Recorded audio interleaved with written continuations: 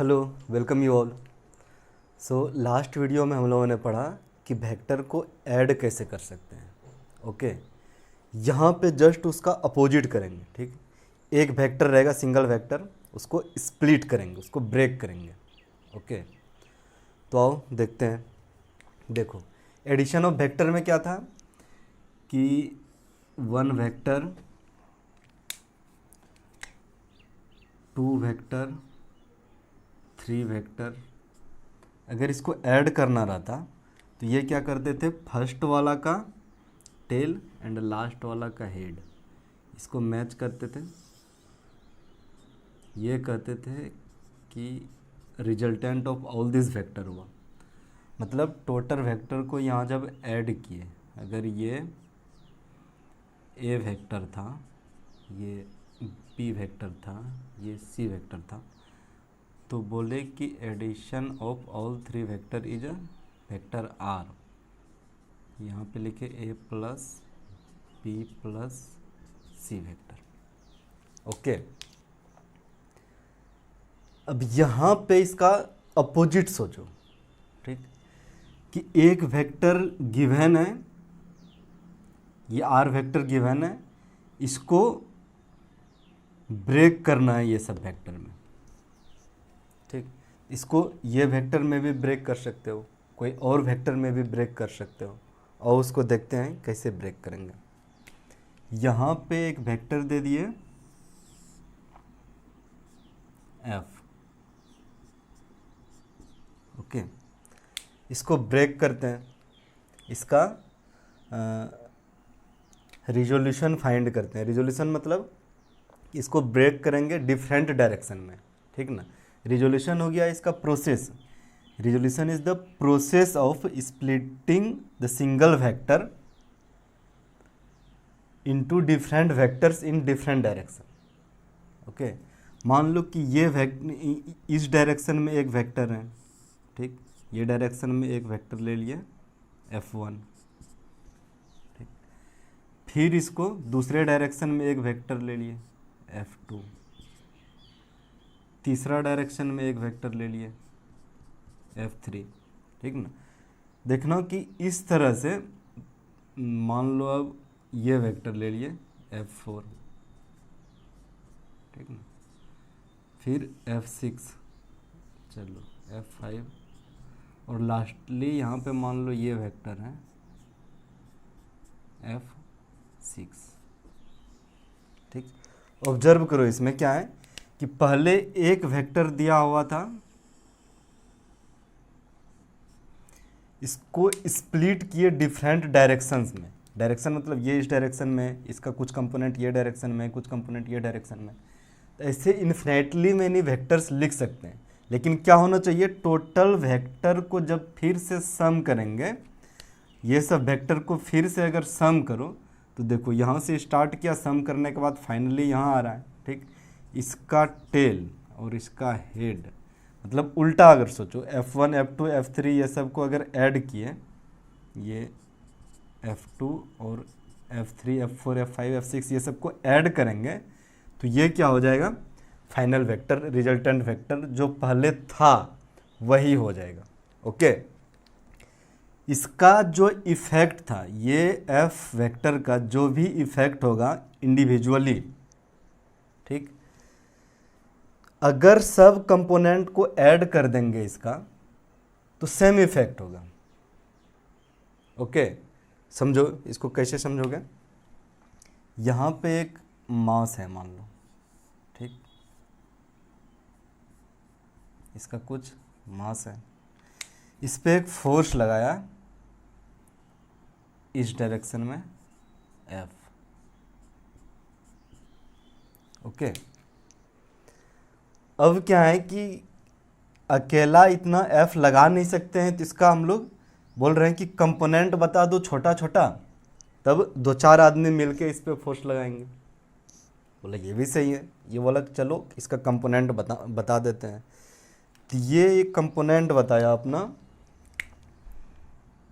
ऐसे, बोला कि जितना सा मैग्नीट्यूड जितना फोर्स लगा सकते हो, बोला कितना फोर्स लगा सकते हो, बताया कि इतना सा फोर्स लगा सकता हूँ। ये मैग्नीट्यूड इसका लेंथ होता है ना, तो वो बोला कि ठीक है, एक आदमी इतना फोर्स लगा दो, दूसरा आदमी इतना फोर्स लगा दो, तीसरा आदमी इतना सा फोर्स लगा दो। ठीक, ये तीनों आदमी का जब फोर्स ऐड करेंगे डिफरेंस डायरेक्शन में, देखो फर्स्ट आदमी इधर लगा रहा है, सेकंड इधर, थर्ड इधर, यहाँ पे इसको कैसे देख सकते हो कि फोर्स जो लगाना है फर्स्ट आदमी इधर की ओर लगाना है, तो वेक्टर को तो स्लाइड कर सकते हैं प्लेन में, इसका इफेक्ट यहाँ पे देखना था, तो ये F2 को यहाँ पे लेते हो, पैरेलली शिफ्ट कर देते हैं, ऐसे करके यहाँ पे ऐसे शिफ्ट कर दो। चलो ये हो गया F2। ठीक, अब F3 था, ये कौन सा डायरेक्शन में था, इस डायरेक्शन में, ये वाला कि नहीं ऐसे लगाना पड़ेगा, यहाँ से एक रोप बांध के ये इधर लगा दिया F3। ओके, तो जो ये सिंगल फोर्स लग रहा था, अभी अगर F1 F2 F3 इस हिसाब से भी लगाओगे तो ये सिंगल फोर्स के कारण जिस तरीके से मूव करता है, जिस तरह से सिंगल फोर्स का इफेक्ट होता है, वही उसी तरह से सेम इफेक्ट ये तीनों फोर्स को जब ऐड करेंगे तो सेम इफेक्ट होगा। ठीक ना, तीनों फोर्स को ऐड करने का वही था, एक फोर्स यहाँ है, सेकेंड फोर्स को फिर ऐड करो, थर्ड फोर्स को फिर ऐड करो, देखो रिजल्टेंट तो फिर वही दे दिया, एडिशन। ओके, तो ये हुआ इसका कंपोनेंट ऑफ फोर्स। इसको डिफाइन कैसे किए, रिजोल्यूशन को डिफाइन भी करना होगा। ठीक ना, तो इसका डेफिनेशन लिख लो, it is the process of splitting a single vector into two और more components in different direction. ठीक, सिंगल वेक्टर है, इसको कम से कम तो दो कंपोनेंट में ब्रेक करना पड़ेगा और डिफरेंट डायरेक्शन में। ठीक, so it is a process of splitting a single vector into two or more components in a different direction, okay, such that when all the components are added, ठीक, it will produce the same effect as produced by single force। क्या हुआ कहने का मतलब कि जब जितना इसको पहले स्प्लिट किए डिफरेंट कंपोनेंट में, टू और मोर कंपोनेंट में इसको ब्रेक किए, लेकिन जब इसको ऐड करेंगे टोटल कंपोनेंट को तो वो सेम इफेक्ट दिखाना चाहिए। अभी देखिए एग्जांपल में वो सेम इफेक्ट दिखा रहा था, तो ये हो गया रिजोल्यूशन ऑफ वेक्टर। रिजोल्यूशन करके क्या किया, इसको स्प्लिट कर दिए। अब यहाँ देखो आर्बिट्ररी तो किसी भी डायरेक्शन में स्प्लिट कर सकते हो, लेकिन वेक्टर जब स्प्लिट किए तो ये एक सिंगल वेक्टर है, ये एक सिंगल वेक्टर है, ये एक सिंगल वेक्टर है। यहाँ पे क्या दिखाना होता है, वेक्टर को डिफाइन करने के लिए एक मैग्नीट्यूड एक डायरेक्शन, एक मैग्नीट्यूड एक डायरेक्शन, इस तरह से रहेगा। यहाँ तो देखो टोटल इंडिविजुअल वेक्टर का मैग्नीट्यूड एंड डायरेक्शन फाइंड करना थोड़ा सा मैसी हो जाएगा। ओके, तो हम लोगों ने क्या किया कि कोई खास डायरेक्शन में, यहाँ तो इन्फिनेटली मैनी डायरेक्शन पॉसिबल हो सकता है, कोई खास डायरेक्शन में वेक्टर का कंपोनेंट फाइंड करने का ट्राई करेंगे। ओके, कोई खास डायरेक्शन कौन कौन सा होता है, मान लो कि हम लोग प्लेन में हैं, अभी प्लेन में है तो प्लेन का दो डायरेक्शन से हम लोग कोई भी पॉइंट को डिफाइन कर सकते हैं, कर सकते हैं ना। ये अगर x था, ये y था। ओके, तो दो डायरेक्शन से जब हम लोग कोई भी पॉइंट को डिफाइन कर सकते हैं, यहाँ पे अगर बोल दें कौन सा लोकेशन है तो बता दोगे x का क्या है, y का क्या है। ओके, यहाँ पे अगर एक वेक्टर है f, ये, तब हम लोगों ने बोला कि चलो यहाँ पे दो डायरेक्शन में इसको डिफाइन करते हैं, दो डायरेक्शन, और ये डायरेक्शन परपेंडिकुलर है। जब ये डायरेक्शंस परपेंडिकुलर रहता है तो उसको कहते हैं, और डायरेक्शंस आर ऑर्थोगोनल। ठीक ना, ऑर्थोगोनल है मतलब ये दोनों के बीच का 90 डिग्री एंगल है। ओके, एंगल जब 90 डिग्री हो गया, ये ऑर्थोगोनल हो गया। जब इसको ब्रेक करेंगे कंपोनेंट में, एक कंपोनेंट मुझे इधर चाहिए x डायरेक्शन में, दूसरा कंपोनेंट y डायरेक्शन में। किस टाइप से कि जब दोनों कंपोनेंट को ऐड करेंगे तो फिर से यही फोर्स हो जाएगा।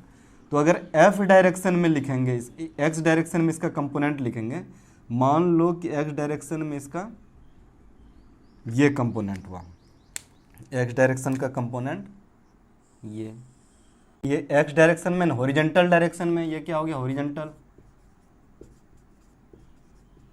ठीक, हॉरिजॉन्टल के लिए FH दिखा दो, ये हो गया वर्टिकल डायरेक्शन। एक कंपोनेंट इसका हॉरिजॉन्टल डायरेक्शन में दिखा दिए, दूसरा दिखाना पड़ेगा ये वाला इस तरह से दिखाएंगे कि ये क्लोज हो जाए, ठीक ना। ये हो गया फोर्स इन वर्टिकल डायरेक्शन, ठीक, इस तरह से दिखा दिया। मतलब ये वेक्टर को, एफ वेक्टर था, इसको ब्रेक किए दो कंपोनेंट में जो दोनों ऑर्थोगोनली था, ठीक। इसको जब कंपोनेंट्स ऑर्थोगोनली होता है, मतलब दोनों कंपोनेंट्स जब 90 डिग्री पे होगा, इसको क्या कहते हैं, orthogonal component, okay. Orthogonal component या फिर रेक्टेंगुलर कंपोनेंट। रेक्टेंगुलर किस लिए, एंगल देखो ये 90 डिग्री बन रहा है, दो डायरेक्शन के बीच का एंगल 90 डिग्री बन रहा है। तो यहाँ पे ये वाला फोर्स है, तो इसको स्लाइड करके अगर यहाँ लेते आएंगे तो फोर्स में ये वेक्टर में कोई चेंज नहीं होगा, ओके। तो इसको यहाँ पे भी लिख सकते हो, ये वाला वर्टिकल डायरेक्शन, ओके। तो यहाँ पे एफ का कंपोनेंट कौन कौन सा ब्रेक कर दिए, टू कंपोनेंट्स ऑफ एफ, ठीक। दो कंपोनेंट हो गया F H and F B. किस हिसाब से, जब ये दोनों को ऐड करेंगे, for component in horizontal direction plus component in vertical direction, तो ये क्या देगा, ये फोर्स, ओके। तो ये हो गया कि कंपोनेंट्स इन 2D, ठीक। ये तो प्लेन है, 2 डायमेंशन में है। Orthogonal components of a vector in 2 dimension, 2 dimension या फिर इसको प्लेन लिख सकते हो, okay. Orthogonal components of a vector in 2 dimension, okay. तो ये हो गया इसका कंपोनेंट। अब देखो इसका मैग्नीट्यूड कैसे डिफाइन करेंगे। तो ये अपना एक वेक्टर है एफ, इसका दो कंपोनेंट ले लिए ऑर्थोगोनल डायरेक्शन में। ऑर्थोगोनल कंपोनेंट हुआ इसका एफ एच, और दूसरा कंपोनेंट जस्ट इसका परपेंडिकुलर पे है, ये हो गया एफ भी, ठीक ना, horizontal component and vertical component. अब देखो इसका मैग्नीट्यूड कैसे फाइंड करेंगे। यहाँ पे इसका मैग्नीट्यूड क्या था, इसका कुछ मैग्नीट्यूड होगा एफ का, ठीक ना। एफ का मैग्नीट्यूड लिख लेते हैं, गिवन है एफ का magnitude is equal to F, okay. Magnitude हो गया क्या, यहाँ से यहाँ तक का डिस्टेंस, ओके।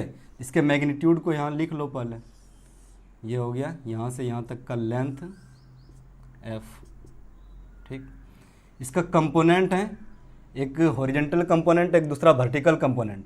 ये दोनों को जब ऐड करेंगे, वर्टिकल कंपोनेंट को जब यहाँ पे लेते जाओगे तो देखो ये सेम इफेक्ट देगा, सेम फोर्स होगा ना, एफ भी, ओके। तो इसका मैग्नीट्यूड क्या होगा, इसका मैग्नीट्यूड भी अभी फाइंड करना है। ये क्या हो जाएगा, मैग्नीट्यूड ऑफ एफ भी, ओके। और इसका मैग्नीट्यूड ऑफ क्या हो जाएगा, हॉरिजॉन्टल कंपोनेंट, ठीक ना, जो भी ये वाला वेक्टर था। यहाँ पे देखो अगर ये वेक्टर का एंगल एक्स एक्सिस के साथ में थीटा था, ओके, तो यहाँ पे ये वेक्टर थीटा हो गया। ये वाला ट्रायंगल में ट्रिग्नोमेट्री लगा दो, ठीक ना। ट्रिग्नोमेट्री क्या लगा दिए, दो वेक्टर का कंपोनेंट ऑर्थोगोनल है, ये परपेंडिकुलर हो गया। Sine theta equal to perpendicular by hypotenuse, तो इसका वैल्यू क्या हो गया, F sine theta, okay. And cos theta is equal to base upon hypotenuse, वहाँ से देखोगे ये वाला बेस का वैल्यू क्या हो गया, एफ कॉस थीटा, ओके। ध्यान देना ये इसका मैग्नीट्यूड है, ओके। अब याद करो जब हम लोग यूनिट वेक्टर डिफाइन कर रहे थे, वहाँ पे क्या बोले, यूनिट वेक्टर डिफाइन करने के टाइम कि एक्स डायरेक्शन में जो यूनिट वेक्टर है वो आई कैप है, ठीक, आई कैप, ठीक। ये क्या है, यूनिट वेक्टर इन एक्स डायरेक्शन, और वाई डायरेक्शन का यूनिट वेक्टर क्या था, जे कैप, ठीक। एक्स डायरेक्शन का यूनिट वेक्टर आई कैप, वाई डायरेक्शन का यूनिट वेक्टर जे कैप, ओके। अब इधर का यूनिट वेक्टर पता है, मतलब डायरेक्शन पता है, यूनिट वेक्टर, ये मैग्नीट्यूड अगर पता चल गया तो ये वाला वेक्टर लिख सकते हैं। देखो यहाँ से मैग्नीट्यूड पता चल गया ना, okay.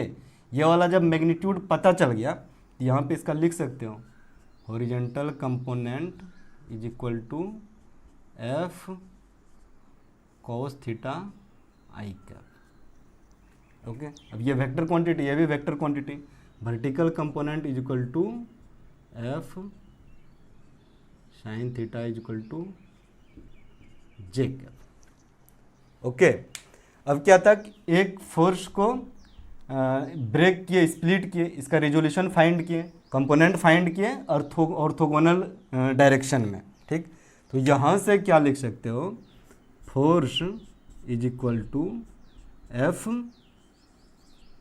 Cos theta I cap plus F sine theta J cap. Okay, ये हो गया हॉरिजॉन्टल कंपोनेंट, ये हो गया वर्टिकल कंपोनेंट।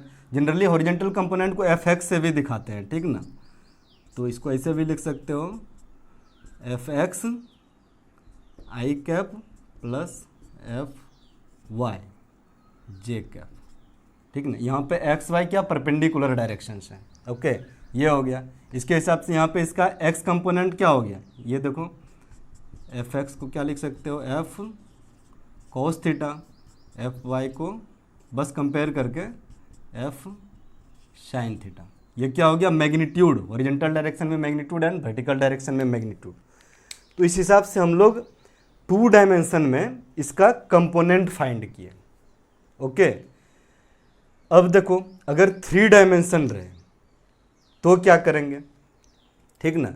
यहाँ पे एक बात ध्यान देना, 2 डायमेंशन में क्या था कि ये वाला एंगल अगर अल्फा रहता है, इसका ये वाला एंगल क्या हो गया, अल्फा रहता, तो मतलब वो 90 माइनस थीटा होगा, ठीक ना।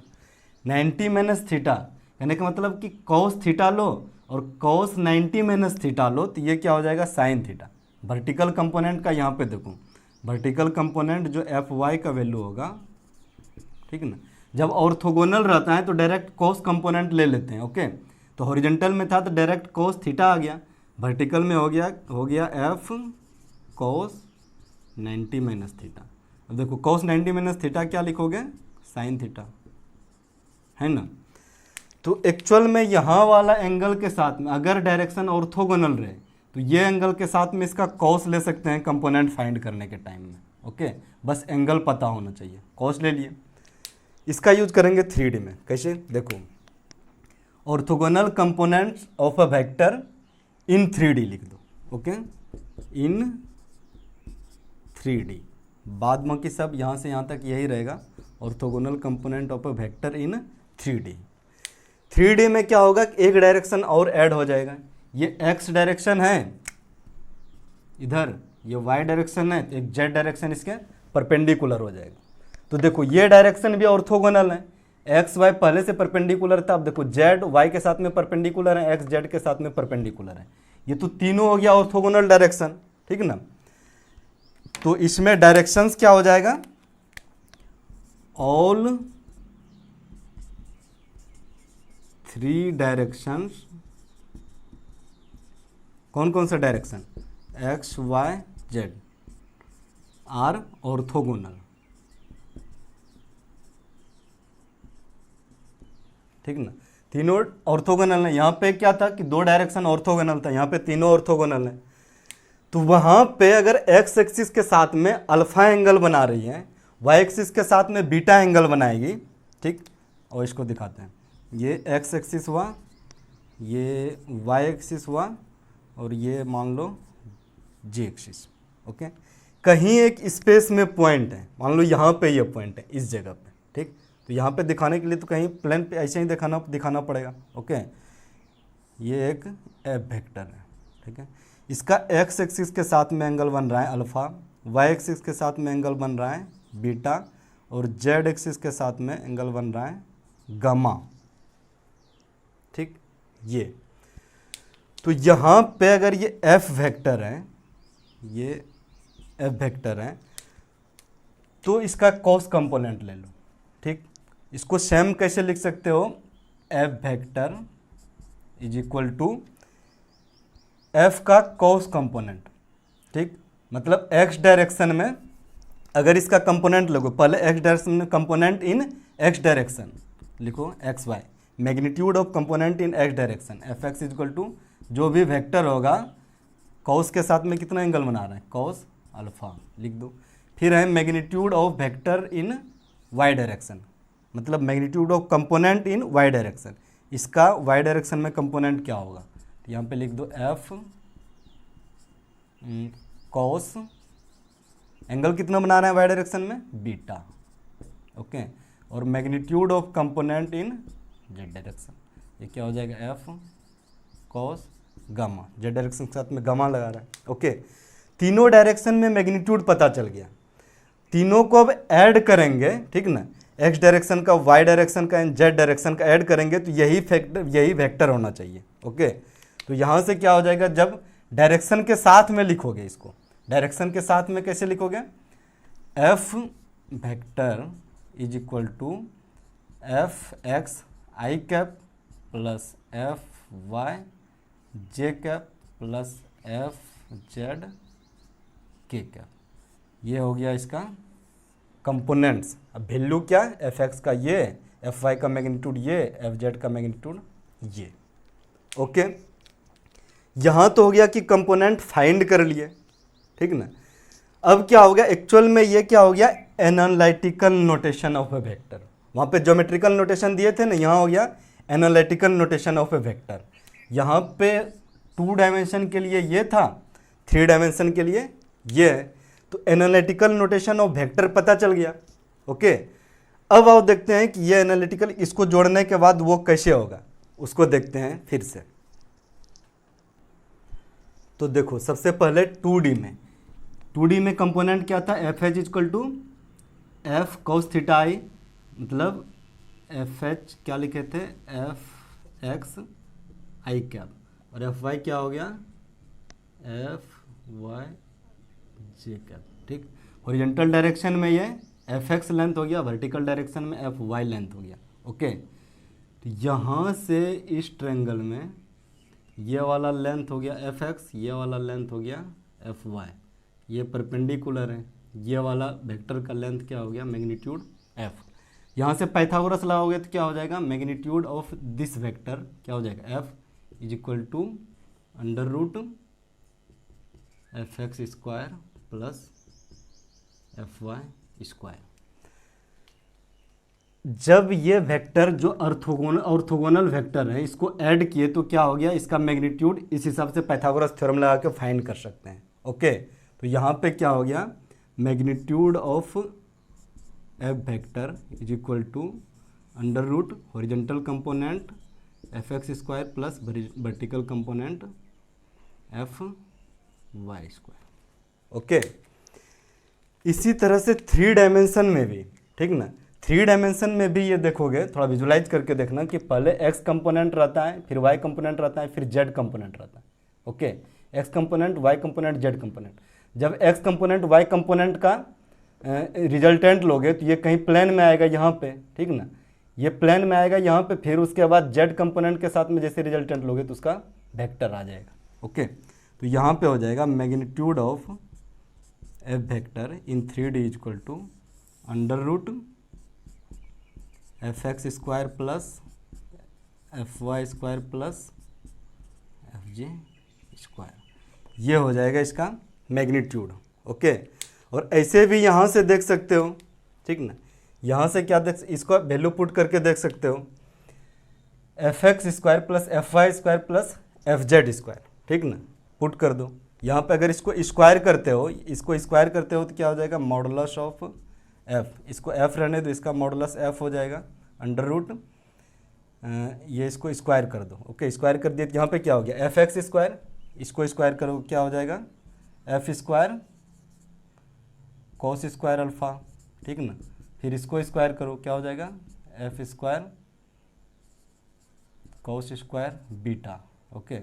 फिर इसको स्क्वायर करो, एफ स्क्वायर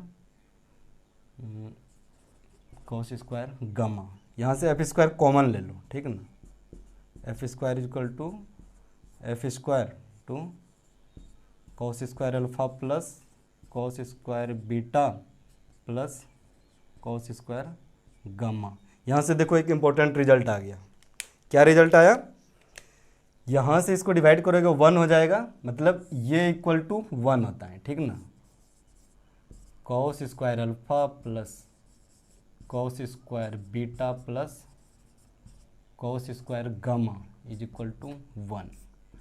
यहाँ पे cos alpha cos beta cos gamma को क्या कहते हैं, डायरेक्शन कोसाइन, एक जस्ट नाम है, ठीक ना, मैथ में आएगा ये, वैसे फिजिक्स में उतना ज़रूरी नहीं है। इसको क्या कहते हैं, डायरेक्शन कोसाइंस, ठीक ना। इसका जब स्क्वायर करके ऐड करते हैं तो 1 होता है, ये एक प्रॉपर्टी यहीं से आता है, ओके। इसमें भी देख सकते हो, ठीक ना। यहाँ पे भी अगर इसको ऐड करो, इसका स्क्वायर करो तो क्या हो जाएगा, F square equal to F X का स्क्वायर एफ वाई का स्क्वायर। एफ एक्स का स्क्वायर करोगे तो क्या हो जाएगा, F square cos square theta plus इसको स्क्वायर करोगे क्या हो जाएगा, F square sine square theta. यहाँ पे एफ एफ को कॉमन लोगे फिर से कैंसिल हो जाएगा, तो फाइनल रिजल्ट क्या आ जाएगा, sine square theta plus cos square theta is equal to 1 आएगा ना। Sine square theta plus cos square theta is equal to 1, यहाँ पे भी आ जाएगा। यहाँ पे भी एक्चुअल में वही है, एक्चुअल में यहाँ साइन थीटा इक्वल टू क्या था, ये वाला कॉस अल्फा। अगर ये वाला एंगल अल्फा है तो क्या लिख सकते हो, cos square alpha plus cos square theta equal to 1, जहाँ पे अल्फा थीटा ये क्या था, ऑर्थोगोनल डायरेक्शन में था, ठीक ना। ये ऑर्थोगोनल कंपोनेंट के साथ में इसका डायरेक्शन था, ओके।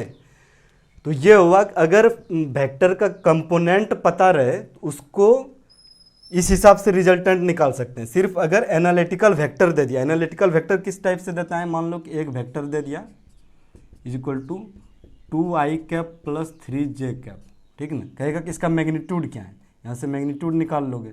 ये वेक्टर का magnitude is equal to under root ये स्क्वायर प्लस ये स्क्वायर, ठीक ना, 2 स्क्वायर प्लस 3 स्क्वायर, जो भी वैल्यू होएगा अंडर रूट 13, ये इसका मैग्नीट्यूड हो गया। अब डायरेक्शन पूछेगा वो भी निकाल सकते हो। डायरेक्शन क्या होता है, मान लो ये वेक्टर आई का डायरेक्शन ये था एक्स में, जे का डायरेक्शन वाई में था, ठीक ना। यहाँ से पहले 2 और 3, इधर से कहीं 2 गया होगा ये, फिर इधर 3 गया होगा, 2i cap plus 3j cap, ये था 2i cap 3j cap. Direction इसका ये हो जाएगा अल्फ़ा वाला, ठीक है ना। यहाँ से tan अल्फ़ा ले लो तो लिख सकते हो 3/2, okay. Alpha is equal to tan inverse 1.5, ठीक। ये यहाँ से हो गया। उसी तरह से जब 2 डायमेंशन में अगर कहे कि नहीं वेक्टर का डायरेक्शन बताओ, मैग्नीट्यूड तो फाइंड कर लिए, अब कहे कि मैग्नीट्यूड के साथ में डायरेक्शन भी बताओ, तो क्या करोगे, तो देख लो।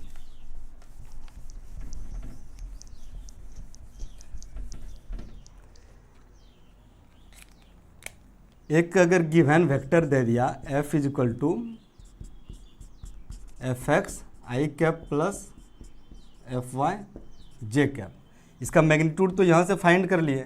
अब डायरेक्शन इसका क्या होगा, डायरेक्शन देख लो, ये एफ वेक्टर है, ठीक ना, ये एफ वेक्टर है, एफ एक्स ये वाला, ठीक, एफ वाई ये वाला कंपोनेंट था, मतलब इसको स्लाइड करके यहाँ लाओगे तो ये कंप्लीट बनाएगा, ये 90 डिग्री है। ये वाला इसका एंगल कुछ होगा थीटा, तो यहाँ से लिखोगे tan theta, tan theta is equal to perpendicular by base F Y by F X, okay. यहाँ से क्या हो जाएगा, theta is equal to tan inverse F Y by F X, मतलब vertical component upon horizontal component. तो यहाँ से अगर फंक्शन एनालिटिकल में भी दिया हुआ रहेगा, फॉर एग्जांपल ये, तो उसका मैग्नीट्यूड और डायरेक्शन दोनों निकाल सकते हैं, ओके। तो ये हो गया एनालिटिकल मेथड का एडिशन, जो कि अंडर रूट से निकाल के डायरेक्ट फाइंड कर लेते थे, और ज्योमेट्रिकल मेथड से तो उसको डिराइव में किए, दोनों हो गई कंप्लीट। तो यहाँ पे रिजोल्यूशन ऑफ वेक्टर कंप्लीट होता है, ओके। आओ एक दो क्वेश्चंस देख लेते हैं प्रैक्टिस करने के लिए। चलो एक प्रैक्टिस क्वेश्चन के लिए ये था, क्वेश्चन है कि find the orthogonal component of gravitational force along the plane and perpendicular to the plane, ठीक। ये ऑब्जेक्ट इस इंक्लाइंड प्लेन पे है, ये एक इंक्लाइंड प्लेन है, ठीक ना, ये इंक्लाइंड प्लेन है, इस पे ये ऑब्जेक्ट है, इस पे जो ग्रेविटेशनल फोर्स एक्ट कर रहा होगा, ग्रेविटेशनल फोर्स नीचे की ओर एक्ट करता है, ग्रेविटेशनल फोर्स कितना एक्ट करेगा, F is equal to mg, ठीक। फोर्स का डायरेक्शन ये एरो के साथ में दिखा दिया, और मैग्नीट्यूड क्या हो गया, mg। ओके, अब क्वेश्चन है कि इसका कंपोनेंट फाइंड करना है ऑर्थोगोनल डायरेक्शंस में, ठीक ना। कौन कौन से दो ऑर्थोगोनल डायरेक्शन है? Along the plane and perpendicular to plane. Along the plane कौन सा डायरेक्शन हो गया? ये, ठीक ना। अलोंग द प्लेन ये हो गया, और perpendicular to plane, perpendicular to plane ये डायरेक्शन हो गया, ठीक ना। अब देखो दोनों डायरेक्शंस तो परपेंडिकुलर हैं, मतलब ये अब ये जो फोर्स को जो ब्रेक करेंगे, जो स्प्लिट करेंगे फोर्स को, इसका कंपोनेंट फाइंड करेंगे, तो ये कौन से डायरेक्शन में हो जाएगा? ये कौन सा होगा? Orthogonal component. ओके, यहाँ पे देखो ये वाला एंगल थीटा है, ये वाला एंगल थीटा है, तो ये वाला एंगल क्या हो जाएगा? 90 माइनस थीटा होगा ना। ये वाला एंगल 90 माइनस थीटा, ये वाला एंगल क्या हो जाएगा?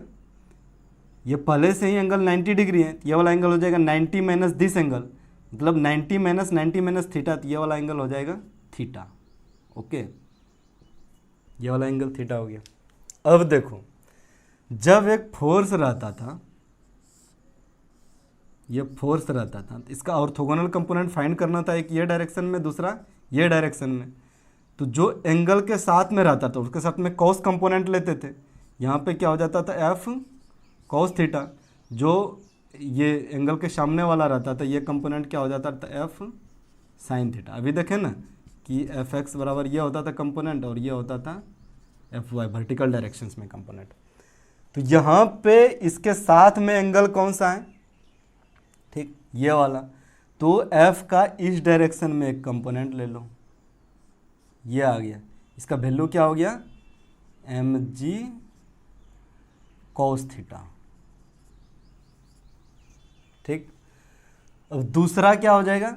एक इधर है तो दूसरा इससे 90 डिग्री, ठीक ना।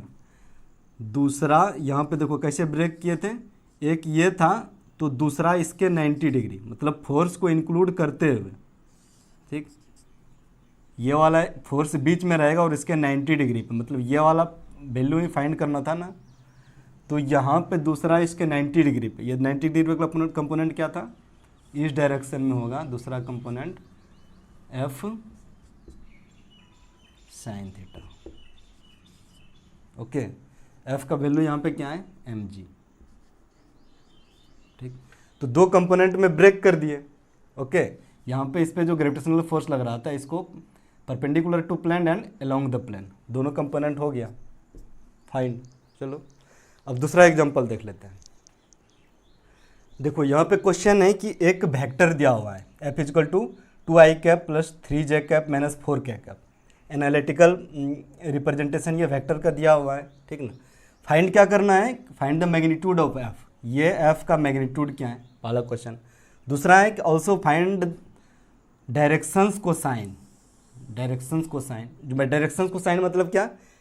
Cos alpha, cos beta, cos gamma. जहाँ पे एक्स एक्सिस के साथ में एंगल अल्फ़ा रहेगा, वाई एक्सिस के साथ में बीटा रहेगा, जेड एक्सिस के साथ में एंगल गामा बना रहा होगा। ठीक, तो ये हो गया। चलो पहले इसका मैग्नीट्यूड फाइंड कर लेते हैं। मैग्नीट्यूड ऑफ एफ, मैग्नीट्यूड को ऐसे लिखेंगे तो ये क्या कर दो, अंडर रूट ये सब कंपोनेंट का स्क्वायर कर देते थे, F X square plus F Y square plus F Z square. ठीक ना, वैल्यू पुट कर दो। अब बस एफ एक्स क्या है 2 स्क्वायर प्लस एफ वाई क्या है 3 स्क्वायर प्लस एफ जेड क्या है -4 स्क्वायर। ये हो गया। यहाँ से 4 + 9 + 16 टू √29। ये हो गया इसका मैग्नीट्यूड। ओके, ये मैग्नीट्यूड हो गया। अब डायरेक्शंस को साइन, ठीक ना। अगर एक्स एक्सिस के साथ में अल्फा एंगल बना रही है तो कॉस अल्फा क्या हो जाएगा, X component by magnitude F. ये था ना, वहाँ पे क्या देखा था, F X equal to F cos alpha, ये था। F Y equal to F cos beta, ये था। और F Z equal to F cos gamma, ये था ना।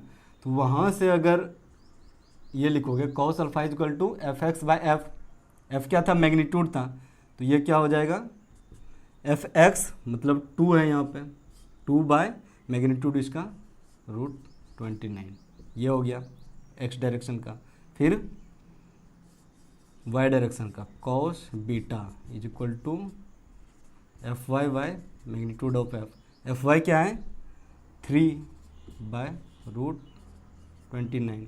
इसी तरह से कॉस गामा, ठीक, तो ये क्या हो जाएगा एफ जेड बाय एफ, तो ये क्या हो जाएगा -4 इक्वल टू 29। तो ये हो गया इसका direction cosines in all the directions, ये फाइंड कर लिया। ओके, तो यही था इम्पोर्टेंट इसमें। यहाँ पे ध्यान देना और बात की, जब दो वेक्टर को ऐड करते थे, ठीक ना, F1 प्लस F2, तो ऑर्डर मैटर नहीं करता था, ठीक ना, इसको लिख सकते हो F2 प्लस F1। ओके, उसी तरह से इसका कुछ और लॉ होता था, मतलब F1 plus F2 plus F3 करते हो, ठीक ना, मतलब पहले F2 F3 को जोड़ के फिर F1 में ऐड करते हो, तो उससे कुछ फ़र्क नहीं पड़ता है, ठीक ना। ये पहले इसको भी जोड़ सकते हो, F1 F2 को भी ऐड कर सकते हो, लास्ट में F3 को ऐड सकते हो, ठीक ना। Order doesn't matter in addition. Okay, तो ये रहा कुछ वेक्टर्स के रिजोल्यूशन का बेसिक। ये बहुत यूज होगा, पूरा 11th का मैकेनिक्स और मैक्सिमम पोर्शन इसी पे बेस्ड रहेगा, ठीक ना, बहुत यूज होगा ये। इसको अच्छे से समझ लेना कि कैसे वेक्टर का कंपोनेंट लिए, ऑर्थोगोनल कंपोनेंट क्या था, फिर कंपोनेंट को ऐड कैसे किए। ओके, चलो ठीक है, अब बस लास्ट टॉपिक बचा है एक प्रोडक्ट ऑफ वेक्टर्स, वो देखेंगे, dot and cross product next video में। Thank you.